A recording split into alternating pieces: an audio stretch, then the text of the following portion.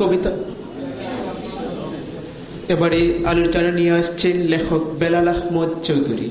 আমরা একজন ব্যতিক্রমধর্মী কবি, যিনি জীবনের ইহকাল এবং পরকালের বিষয়ে তার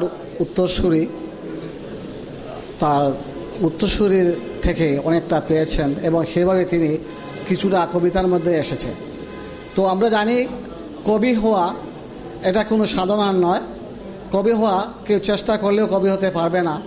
হয়তোবা চেষ্টা করলে কবিতা প্রবন্ধ লেখা যাবে, গল্প লেখা যাবে।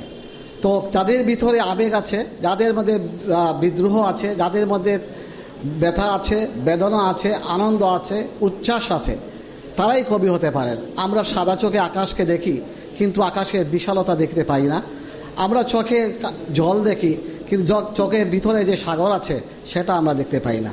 কিন্তু কবি সাগরের বিশাল গভীরতাও দেখেন এবং আকাশের প্রসারতাও দেখেন, তাই তারা কবি হতে পারেন।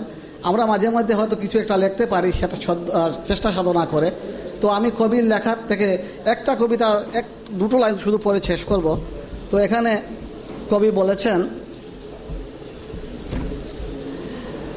মডারেট মুসলিম সম্বন্ধে। কবিতার নাম মডারেট মুসলিম। নমাজ পড়ি না তো কি হয়েছে, মুসলিম আমি হিম্মতে আমি বলি, মিথ্যা যে বলি দুষ্কৃতাতে, ইমানের পথে দাবিয়ে দেখো চলি। ধন্যবাদ। বিশিষ্ট কবি